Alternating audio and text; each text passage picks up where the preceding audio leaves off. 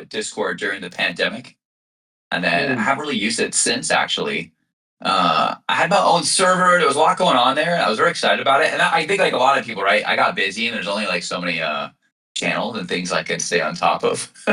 Yeah, yeah, yeah. I mean, it's amazing how the pandemic really changed Discord, right? Because Discord before the pandemic was Yeah, mainly for gamers, and then just it just blew up completely because of the pandemic. They really benefited from that.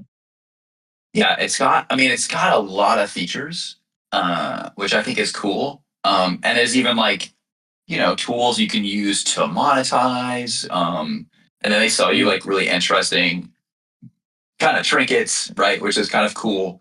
It's very fun. Like, and it's well put together. I'm sure someone will complain about the UI, but I think like given the feature set, it's pretty cool. Like, it's Yeah. not that difficult um, to use. And there's a lot going on. I'll admit that. Like, that's what I logged in and I was like, oh my god, like, Yeah, when yeah. you're new. But there's always If you more. I haven't, mean, it got a lot of features. Yeah, it's complicated.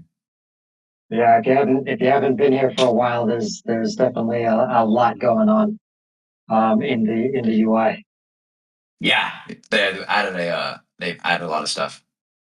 A lot of skins too, which is wasting my money, but it is what it is. Are you into Why are those? you why are you buying it, Lala? Control yourself. Valorant, okay? Like my profile Okay. photo is a Valorant like frame because you can buy frames, right? You buy the frames for the cat ears and everything. So I'm a sucker for all that, especially when they say it's a sale.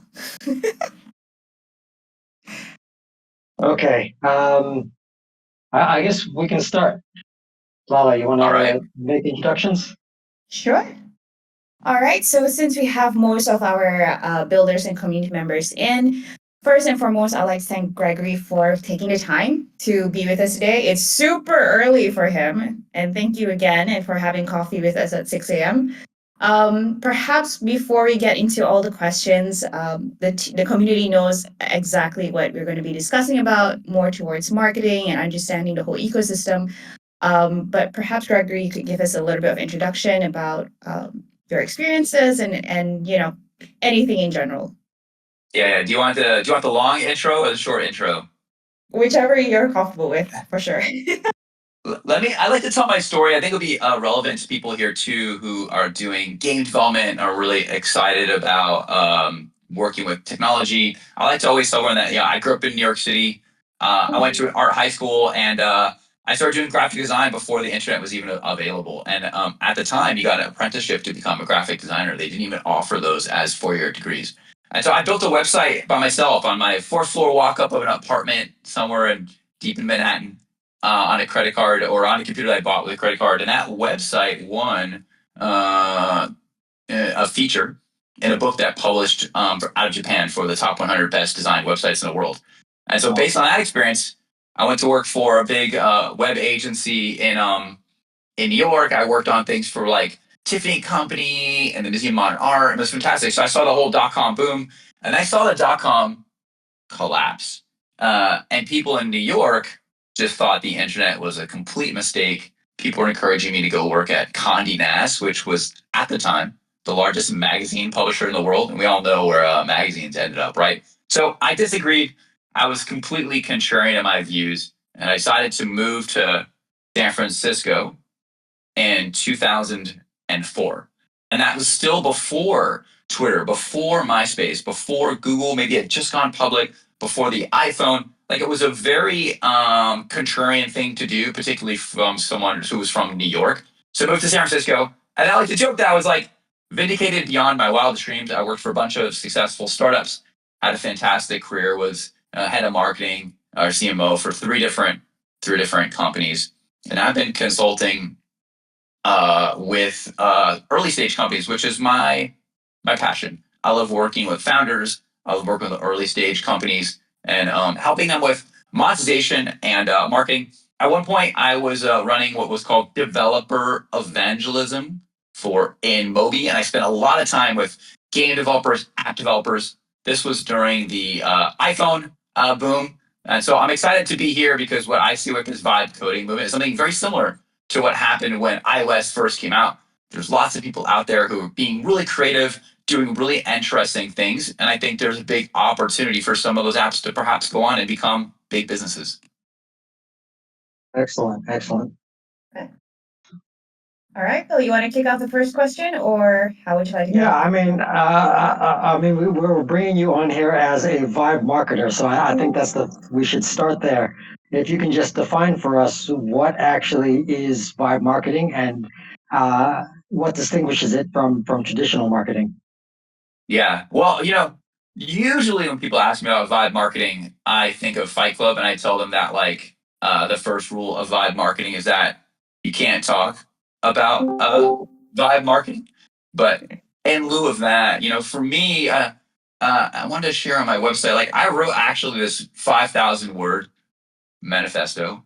So if people want to go and read that, you're welcome. You're welcome to, where I define like what I think the aspects of like where marketing is headed in the future. And for me, the whole thing is a response to AI, a response to saturation with digital channels and digital marketing. I feel like a lot of the playbooks and the ways that people were doing marketing in the past, they no longer work. And so a new approach is required to be successful. And so I keep seeing all these really interesting things that people are working on that they're calling vibe marketing. But at the end of the day, there's only so many channels from which you can use to reach people. So I see things like they're taking a bunch of RSS feeds and they're auto generating blog posts. Well, we all know that SEO isn't working the way that it used to, right? Salesforce and HubSpot claim their SEO traffic is down 75, 85%. I've had a person reach out yesterday who said that they had this interesting travel portal. They'd been getting leads and users and traffic for years through search, and they're no longer getting that, right? So for me, it's about taking those things into consideration, not like auto-generating blog posts. You've been able to do that for years, and perhaps it's easier now. What matters is like what you say and the message that you put out there, because the opportunity to get in front of anybody is limited and it keeps going down. So you're not able to just like blast your message across the internet the way they used to in low cost and hopefully something shakes out the other end. You have to be super interesting and compelling and offer the user something that really resonates with them emotionally. And that's how I would define vibe marketing. Sweet. So we've got a few questions right now for us, just so everybody in the call understands the Okay. kind of flow we're going with. So we will ask a few questions to kick things off and warm things up, and then after that, if you guys have any other questions, please feel free to either on your mic or even put it in chat, and we'll take it up. All right. So for the next question, this is more towards the emotional part of marketing of it. In your view, how crucial is emotional resonance in marketing? And how can vibe coders harness this to connect with their audience? Because you gotta make someone really passionate about what you're building, and that usually is the toughest part about it. Yeah. So I think the way to answer that is two parts. One, it's the number one most important thing. They're asking like how important it is. Like I think it's what I think about all the time. You really got to think about how you're going to make a connection with somebody. And then the other thing I would push for is like, let's use the term novelty. I think particularly with like games or small apps, things that people are vibe coding, home.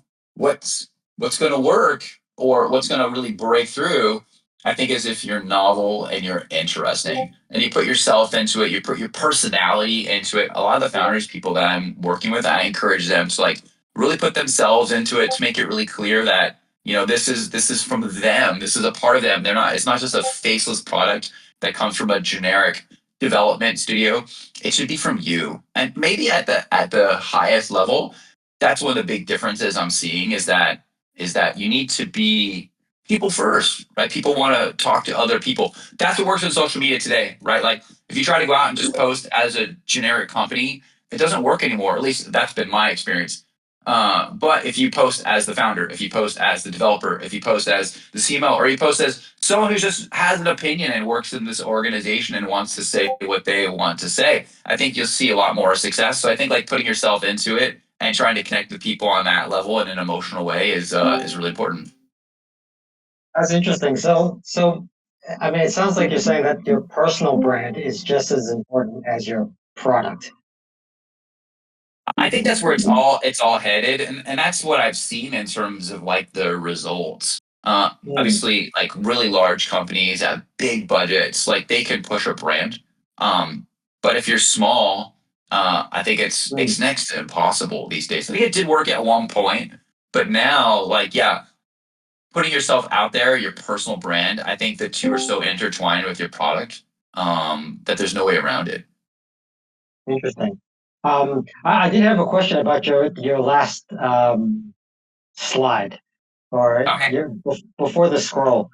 Um, the this one. yeah, AI first, emotion led, right? That's a kind of a weird to see those two things together. Um, can you just explain a little bit what that means? Yeah, I think that AI it does the work for you. Like when I started, and that's why I tell my story, right? I started out in graphic design where the craft was everything. You had to like cut pieces of paper perfectly. You had to stay up all night gluing things down. The craft to just produce something that looked like this was an difficult challenge. It took an enormous amount of work.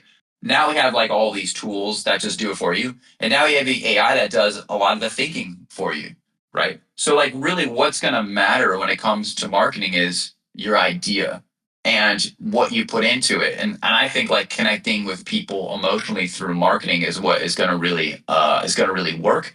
And now you have tools that do all of the craft, that do all of the or some of the thinking, like trying to lead with emotion, trying to connect with people in a way that really resonates with them is what I think people should do, and what I think is going to be effective. Excellent, excellent. I just want to mention that I also went to art school in New York. Cool. I went to Oh yeah. Tisch, so I totally understand because where you're coming from. Because like I was one of the last, probably the last classes to actually splice film with tape, and before digital editing. Um, Boxing your age okay, again. yeah. Yeah. Um, So I think at this point it'd be cool if you could turn us on to some examples of vibe marketing or case studies you've seen be successful. Yeah, that's a great question. The first thing that came to mind when you thought that was like I seeing how this thing's evolving. So I just found a product from a web hosting company called Hostinger. I don't know if you guys are familiar with them. It doesn't matter, but Yeah. yeah, Hostinger. They have a. Let me see if I can. I don't. It's fine. Let's leave up. They have a page where like it's got like a coding box and it says like what do you want to create, and you type what you want, and it takes you through the entire process of hosting the app. Like Mhm. for me, pretty mind blowing. But like all the vibe coding stuff I've seen, like you still have to like know something about how to get the app out there. You can kind of create the app in the environment, and it kind of lives in the tool, and then take that and get it out. Let's call it in production or at scale. There's still some like effort involved. And that was the first time where I saw like literally from idea to deployment, the entire process is basically automated now. And I was blown away by that. I don't know what the output of that tool is specifically, but I was quite impressed. And for me, like I'm very focused on this because I think it's changing the nature of marketing. If the ability to produce these things is so easy, it means that the marketing is going to be much harder because there's going to be a lot more competition. But like I was saying earlier, there's less channels, there's less SEO happening than ever. Ads are more expensive than ever. Click through rates on emails are lower than ever. So, in order to get your app out there, you have to like really be interesting. You have to really connect with people emotionally. Like there's just going to be so much content trying to grab people's attention that to break through, I think it's going to really take a unique, clever, AI driven, emotionally led idea. And what channels do you think are the most effective at this point? I think you seem to lean heavily into X. I mean, is there any? Um, I mean, what do you think about like Facebook or Blue Sky or any of the other social media channels? Yeah, no, it's a good question. So I don't know. At a high level, I would say like organic social is still a really interesting channel that anyone could go out there and build an audience and get feedback on what they're doing and talk to people and build a community, right? So for sure, I would recommend anybody do that. I think the channels vary and the networks vary depending on like what you're trying to do or what your app is or who your personality is, right? So there's nuances between all of them. I've always been a big fan of Twitter, and so I like being on there. I like the format; it works for me. I just gotta tweet all day, which is fun, and I enjoy it. And there's other people who like it. It's not for everybody, so I wouldn't necessarily recommend it. It really depends on who you are. So I think just trying to find something that works for you. I spent a lot of time on Reddit recently. That's an interesting one.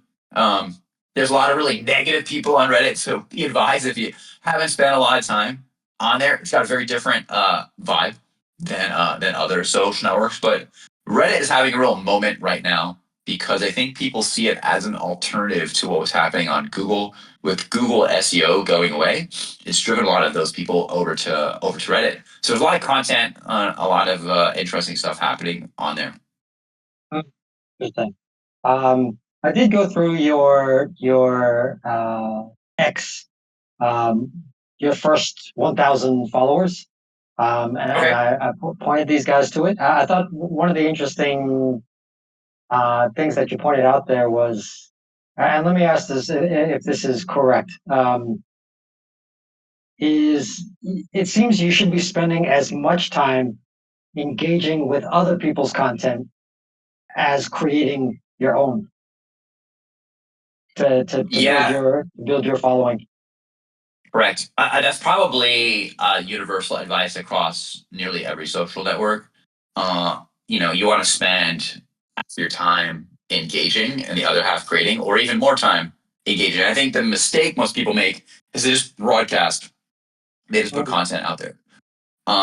And that's not really what I think makes social media fantastic and interesting. People want to engage and communicate. And so if you don't have an audience and you're trying to build one, you're going to get more traction by like commenting on other people's content and like contributing to the community. There's some people get really good at this, and they are able to build a big reputation because they have interesting comments, funny comments. Once you start doing it regularly, sometimes the people who are posting will take notice. I've done this, and you can even like network with them and make friends. Like I've been an X a long time, and I'm almost embarrassed to say like my life is powered by X. Like at this point, all my customers, all my friends, most of my interactions like happen on that platform. I don't know if this is good or bad, but I enjoy it and it works for me. I have like lots of group chats and everything, and I love it, and so it's great. And so I don't know, like I said, like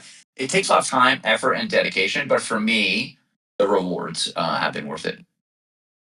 And one of the tips you also gave was to work together, collaborate with other accounts, and that's actually something that we're experimenting with now, uh, kind of formalizing that engagement amongst ourselves.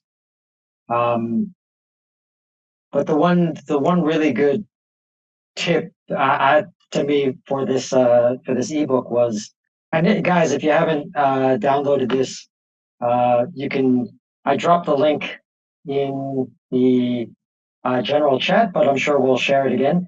You should try to pick this up. It's completely free.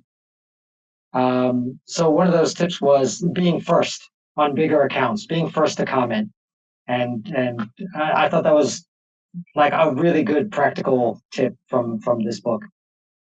Yeah, let me maybe take a step back and like about the content. Like I wrote this as I was building my audience in the very early days when I first got into X. Like I'd been on there for years and I didn't like spend as much time.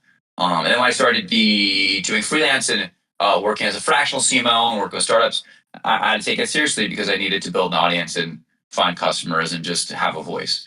And so I only had like 30 followers, I think. And so I started documenting like what I did to build an audience, right? And it got to 1,000. I can't remember, like 6 months. It takes time, and that's why I wrote this guide about 1,000 because that early phase is really hard. It's really lonely. You'll feel like you're just kind of like blasting out into the void and not getting a lot of feedback. And that's why I even broke it down into like the amount of followers you have, like first 300. I think it's increments of 250, and you can see how it looks or feels different for each stage. And yeah, being first or engaging on other people's content is can be really rewarding when you're first starting out. I mean, I had something that I got on some person's post that went viral, and that was the first comment. And I drove like all this attention and got some traffic and had some people commenting. And it felt really good right in the beginning, where you're kind of just putting stuff out there and you're not getting any feedback. Actually, have a question because we get this quite a lot from some of the community members, and that's in regard to when it comes to X, you can also boost your postings, but at the same time, that does mess with certain algorithms. When do you suggest for that type of monetary boosting to happen, or don't do that at the beginning, or is it specific for certain content that they push out? Yeah, interesting. There's a lot of ways to answer that question. Uh, One is that boosted posts on X typically don't work very well. So, and I continue to experiment with it and I try it, but everyone I know in marketing, for the most part, it's a nice to have. It can give you a little extra boost, but we've all struggled to make X work in the same way that a lot of the other social networks do. So just go into that knowing that like boosting posts has a really limited impact when it comes to trying to make an impact or whatever you're trying to do. And they don't work very well at scale. I don't. No one knows why. I think it's just the format. Like Twitter and X is a very unique platform.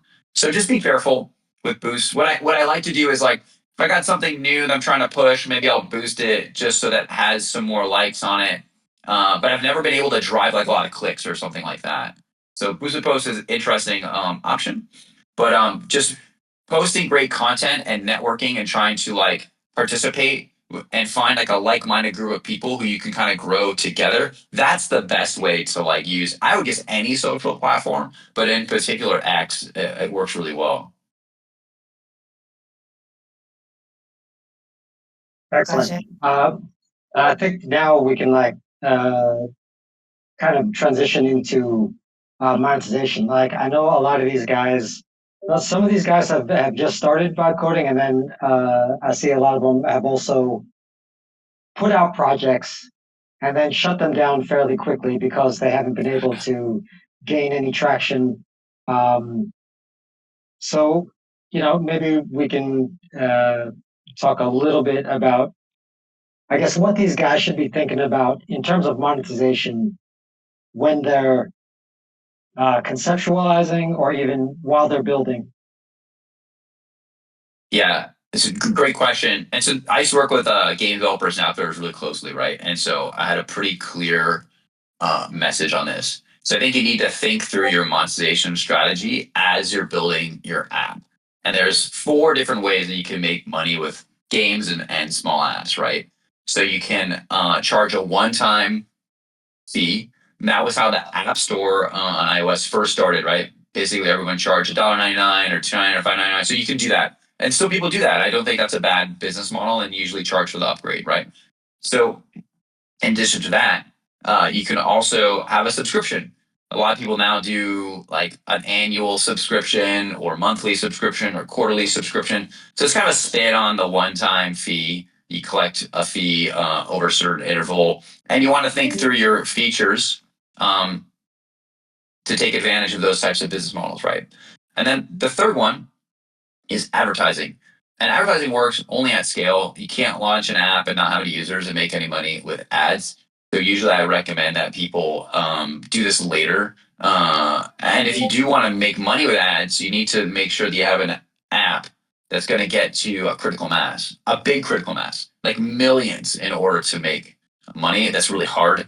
It takes a long time. So you can't come out of the gate and make money with advertising. And then the last one, which we talked about, and people perhaps here might be familiar with, is some kind of like in-game economy, coins, virtual goods, that kind of thing. That's become very popular.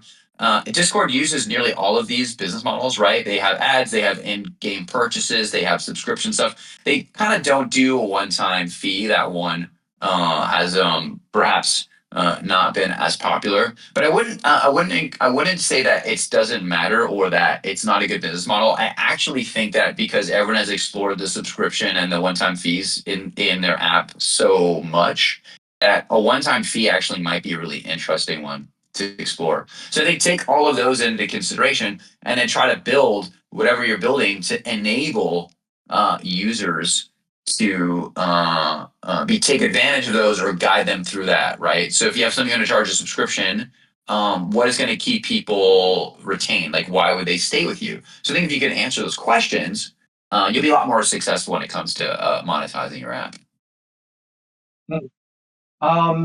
So we saw the success of Peter Levels, and Fly Peter, and like I think that's kind of why we are all here. He really brought vibe coding to the forefront with Peter's Fly. But he seemed to have a lot of success with, and I don't know if it's the same as the ad model, but I guess in the vibe coding world, it's now called sponsorship. Like he didn't seem to have a whole lot of users, but I think it was like $10,000 a month to, I guess, claim some uh, ad space within his game. So what do you think of that model, or do you just consider it the same as an ad model? Yeah, I think if you get $10,000 for ad space in your whatever you're working on, and you don't have a lot of users, that's great. You should take that money, and that's a good business. Yeah. It's possible that a much smaller universe of users could be very monetizable from like a sponsored advertising perspective if it's a very unique group and there's some reason that people want to get to them. Like you see this. This is actually quite well known in like finance. So like a finance news channel on YouTube has the highest monetization. The ads will pay the most, but you generally don't have a large audience who want to watch it. So for me, I would put it in the advertising category. Yeah, it's possible to like to do that. It would mean you also need to sell the ads yourself. So you have to like call an advertiser to find them and get them to pay you. So it takes effort, but it might be worth it. Yeah, now that I'm thinking about it, I'm wondering if he just had a really good network, and then friends and family may have bought into that sponsorship model. Um, that's interesting. Do you know what the ads were I, for? it was a whole mishmash of products. I mean, everything from like um, motivational speakers, diet Okay. products, tech product, like a whole crazy bunch of different categories. And Interesting. I mean, apparently, what he did was, uh, yeah, he didn't go out and sell ads. People just came to his site, paid 10,000 with Stripe. Once he had Stripe integration, and I think he pulled, I think it was like 80,000 within the first couple weeks. Yeah, it was. It's an amazing story. I'm not sure if you're familiar with it, but if you're not, you definitely have to check that one out. Yeah, fantastic. Because I think for vibe coding, for vibe marketing, like to me, that would be that would be a successful case story because um, it was not polished. Very, it was the planes were just boxes with triangles, or rectangles as wings. Um, but he launched it and was very successful. And then I think a month later, launched his own hackathon with a thousand entries or something like that. Um, so yeah, I mean, just for all you guys, like it's possible, obviously. Without a doubt. I just take too much time because I do know that we are kind of short pressed with time with Gregory as well. I would like to invite anyone to either ask a question if you'd like to, or I can actually ask a few that I got on DMs. But I'm going to give you guys a few seconds to actually type in anything you want, and I will read it out if necessary. Or yeah, you can just unmute yourself, and we'll be more than happy to take the question. Well, where are they dropping that? Is that in the general chat or within this space? They can drop it anywhere actually. You can actually, some people may not be able to find the chat that we are in right now in the current call, but they can put it in the general chat because I'm also reviewing that at the moment. Okay, excellent. Yeah. So while they're thinking of some questions to come up, I'm actually going to ask a few that I got on X. And one of it actually mentioned about building an app, but not really having a following. And because he's still a new creator, he's not entirely sure where to start. Family and friends is always the first go to, but now it's kind of time to expand the horizons and get people to actually notice him. Are there any tips that is conducive for him to start his journey into marketing? Yeah, so usually what I when people are like brand new or like gonna launch an app, I usually work with them and recommend them to like plan a launch. So if it sounds like he has an app, but he's trying to get it beyond like a small group of people that he knows, like his friends, I would I would plan a launch and call that like pre-launch or early beta or something like that, and think through what you want to do for your launch plan. I think with most of these apps, the launch is going to be your really big marketing opportunity. So pick a date like in 3 months, 2 months, or whatever it is, and perhaps even pick it around something that's interesting or relevant to your game or your app. Like if there's a holiday or something that you can like really use to help drive interest, and then plan a launch, right? So you could put up a splash page. I always recommend that like people with a splash page gather emails, build all their social media, talk about it's coming. I even did this with my Vibe Your SaaS thing. Like I came up with this concept only a couple weeks ago, and I've been doing some other stuff before, but I like really wanted to do this micro fractional CMO and like work with like really small companies and early stage developers. And so I put up a splash page with just some concepts that I thought was fun and threw it out there to test. And I had like 50 people sign up in 2 days, and then I was even like selling the first coaching package in 5 days. And I was like, wow, I'm really on to something, right? So that's what I always encourage people to do is like put something out there, like a prototype or something you can get feedback from. There was a very famous game company who had a portal, and what they did was put game prototypes up on the portal and they let people play them. And then they would build out the ones that were successful. So maybe that's the right move for this person is like put together some kind of gaming portal or brand, throw up a couple of different ideas on there and see what sticks, and then maybe build the one that's most popular, maybe even make it a competition. That's really interesting, actually, because like with vibe coding, since it's become so easy to deploy. What most of us have been doing is like building these products, deploying them, and then just keeping it up. But and like to us, that's launched. But you're saying um, that it's not actually launched. It's just it's still practically in a beta phase, and that we should plan an official launch and prepare for that. That's interesting to me. Yeah, the couple actually things that I think are related, and this is where I think you really get into the vibe part of this is that apps are just easy to make. Like they're the whole. I think the whole premise of like what we're talking about is that engineering resources are no longer precious and scarce, and so our thinking hasn't evolved yet to incorporate that into how we approach marketing and business. So the idea that like you could have a splash page with like 10 apps up there, that's actually very doable now for like a solo founder.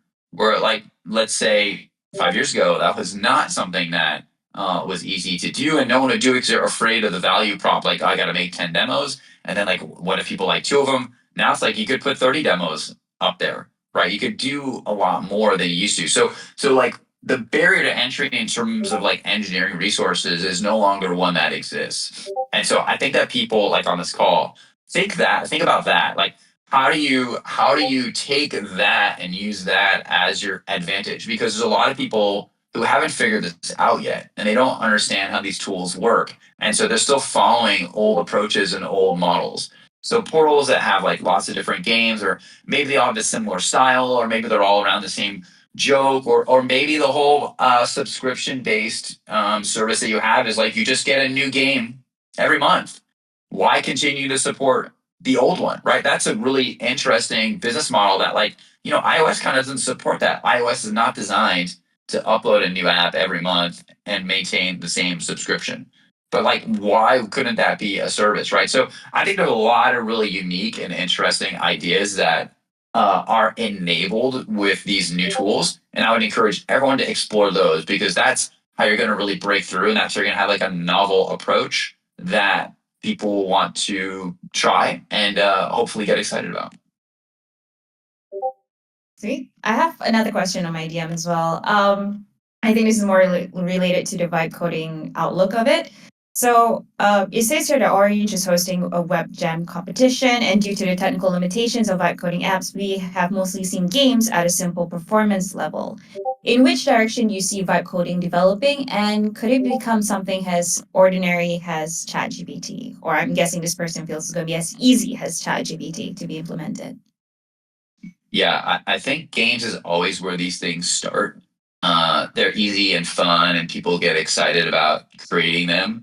And then I think new will emerge that are different and perhaps more involved in terms of their kind of thinking and strategy around the app. But games is usually where it starts. And I expect gaming to be popular in this category for the next 18 months. It's exactly like iOS. In the beginning, it was all games. I don't know if people remember, but you had like the beer app where it looked like you drank a beer.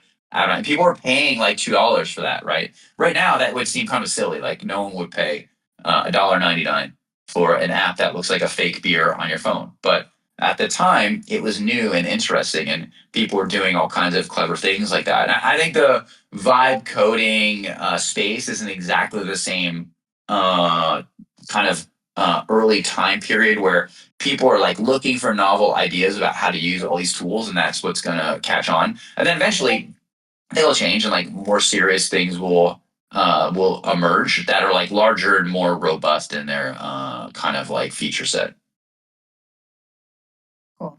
We have another one from Rect, and he's actually one of the creators of Moomtown. And he actually asked, in terms of metaverse spaces and VR, can you actually see vibe coding games merging into this area? Yeah, I don't see why not. I'm not familiar with tools that would allow that, but it seems pretty obvious that like some of these might move into a larger kind of like third party 3D space. So yeah, I can totally see that. Rick, just so you're aware, on Replit, there's already an A-frame template for VR. There you go. So it's happening. Alrighty. Just let me double check on X if there's any other additional questions I may have. All right. we do have one here, and it's in regards to the type of vibe coding apps you have seen over time. Is there anything that stood out for you that you actually liked more than games? I liked more than games. I mean that people vibe coded. I mean, Yeah. I thought all those Chat GPT action figures were really cool, and like we even made a little GUI on top of it. And I never pursued it because I'm busy. But I actually wanted like a vibe coded action figure configurator. So I wanted to be able to go in there and like just use pull downs and just create all kinds of like fun action figures. I wrote all these prompts for it, and I got really excited about it. And I was like, God, I got really busy. So that was my personal favorite that I've seen. I'm sure some of these guys are actually going to do something like that just to test out whether it's doable as well. You could save them all and have a gallery. I mean, there's a lot you could do with it, right? And I think it'd be really fun. And there was a point where even my wife's like, "Can you make me an action figure?" Like everyone wanted it, so maybe there's a new trend that you could start to and enable that. Yep. All right. I think I'm good. Phil, do you have any additional insights that you want to share with the community at this point? Insights? In your No. word, so Uh, just so everyone knows, we are actually near the end of Orange Vibe Jam, and it's going to end real soon. It's going to end on the 15th of May, 8 p.m. UTC. So this will be a good time for any insights, any sharing, any tips, or any questions that you guys have, because crunch time. I think actually now would be, I think we have you for a couple more minutes, Gregory, if you want to pitch um, your site. So these guys, we can send these guys to get more information on Vibe marketing. Yeah, totally. Just go and sign up for the newsletter. I have to approve everybody. I want to make sure everyone who signs up is cool and is like someone that I want to deal with. So do sign up, and then I will make sure to approve you. That's the best way to stay in touch. And then, hey, I'm always looking for founders to work with. If you want to know more of that, like sign up, book a call. Happy to chat with people. And like, hey, I had a great time today. I want to thank Lala and Phil for having me. This has been a great community, and I hope you guys will have me back. Yeah, excellent. It was good having you here, man. Like most of our discussions have been revolved around building. So this is great to um, learn about the marketing side of things. And then I showed my X profile, and you can always like find my X. That's where I like to spend way too much time. So feel free to follow me and send me messages. I'm definitely Yeah, sure to get awesome. in touch with you. All right. Well, Perfect. thank you. Thank you Thank so you, much. Gregory. Have an awesome day Take care. ahead. Thanks everybody Bye. for joining. Thank you. Bye.